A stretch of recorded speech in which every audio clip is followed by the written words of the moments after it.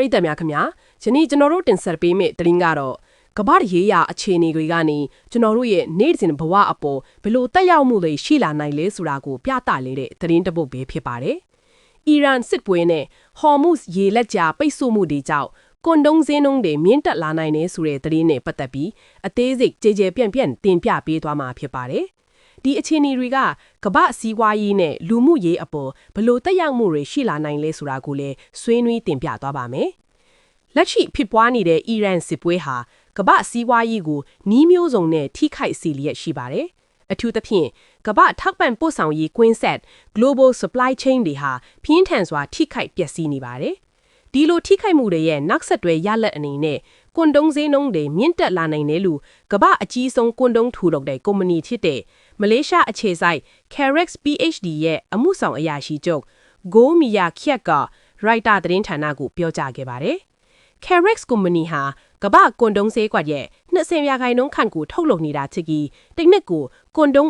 9500ဘီလီယံကျော်ထုတ်လုပ်နိုင်စွမ်းရှိပါတယ်။ 1. Trustex, Carex, Percentage စတဲ့ကိုပိုင်အမှတ်တစင်တွေအပြင် Durex နဲ့ Trojan လိုနာမည်ကြီးအမှတ်တစင်တွေအတွက်လည်း contract စနစ်နဲ့ထုတ်လုပ်ပေးနေတာဖြစ်တာကြောင့်ကမ္ဘာဈေးကွက်မှာဩဇာကြီးမားတဲ့ကုမ္ပဏီတစ်ခုကဈေးနှုန်းမြင့်တက်လာနိုင်ကြောင်းထုတ်ပြန်လိုက်တာဟာကမ္ဘာတုံးဝန်းလုံးကိုတက်ရောက်မှုရှိလာနိုင်ပါတယ်။ကွန်ဒုံးဈေးနှုန်းမြင့်တက်လာခြင်းရဲ့အဓိကအကြောင်းရင်းတွေထဲကတစ်ခုကတော့ဟော်မုစ်ရေလက်ကြားပိတ်ဆို့မှုပဲဖြစ်ပါတယ်။ဒီရေလက်ကြားဟာကမ္ဘာရေနယ်နဲ့တဘာဝတက်ငွေစီးဆင်းမှုရဲ့အဓိကကြောရိုးဖြစ်တယ်လို့ကုန်စည်ပို့ဆောင်ရေးအတွက်လည်းအရေးပါတဲ့လမ်းကြောင်းတစ်ခုဖြစ်ပါတယ်။ရေလက်ကြားပိတ်ဆို့ခံရတာအကြောင်းတင်ပို့တင်ခောက်တွေဟာအစအမတန်မြင့်တက်လာပါတယ်။ဒါအပြင်ကုန်ပစ္စည်းတွေဟာတင်ပို့ပေါ်မှာတောင့်တင်နေပြီးလိုအပ်တဲ့နေရာကိုအချိန်မီမရောက်ရှိနိုင်တာကြောင့်ကုန်စည်ပြတ်လတ်မှုတွေလည်းဖြစ်ပေါ်နေပါတယ်။ကွန်ဒုံးထုတ်လုပ်ရာမှာအဓိကကုန်ကျန်းတွေထိတဲ့ latex အပြင်ထုတ်ပိုးရေးအတွက်အသုံးပြုတဲ့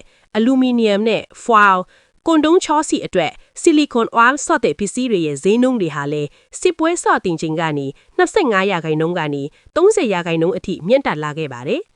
ဒီပစ္စည်းတွေဟာရေနယ်ထွက်ပစ္စည်းတွေနဲ့ဆက်ဆက်နေတာကြောင့်ရေနယ်ဈေးနှုန်းမြင့်တက်လာတာနဲ့အမျှကုန်ကျန်းစရိတ်တွေလည်းဓာတ်ရိုက်မြင့်တက်လာတာဖြစ်ပါတယ်။စွမ်းအင်ဈေးနှုန်းမြင့်တက်မှုကလည်းစက်ရုံလဲပတ်စရိတ်ကိုပိုမိုကြီးမားစေပါတယ်။ Carex CEO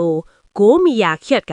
လက်ရှိအခြေအနေဟာအလွန်အကဲ့ဆက်ပြီးဈေးနှုန်းတွေကလည်းကြီးမြင့်နေတာကြောင့်ကုန်ကျစရိတ်တွေကိုဝယ်ယူသူတွေစီလွှဲပြောင်းပေးဖို့ကလွယ်တခြားရွေးချယ်ရမရှိဘူးလို့ပြောကြားခဲ့ပါတယ်။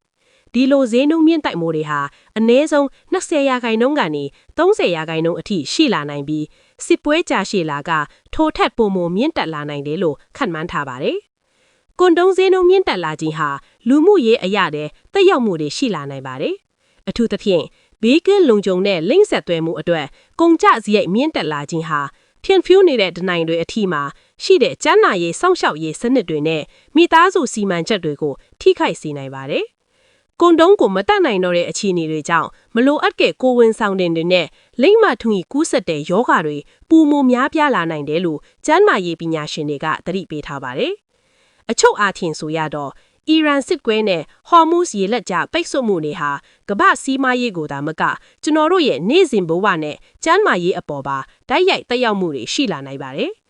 ကွန်ဒုံးဈေးနှုန်းမြင့်တက်လာခြင်းဟာရိုးရှင်းတဲ့စီးပွားရေးပြဿနာတစ်ခုတည်းမဟုတ်ပဲလူမှုကျန်းမာရေးနဲ့လူမှုဘဝတွေကိုပါထိခိုက်စေနိုင်တဲ့အရေးကြီးတဲ့ကိစ္စတစ်ခုဖြစ်ပါတယ်။ဒီအခြေအနေတွေကိုကျွန်တော်တို့ဆက်လက်စောင့်ကြည့်ပြီးနောက်ဆုံးရသတင်းတွေကိုတင်ဆက်ပေးသွားမှာဖြစ်ပါတယ်။နားဆင်ပေးခဲ့တဲ့ပရိသတ်များအားလုံးကိုကျေးဇူးတင်ရှိပါတယ်ခင်ဗျာ။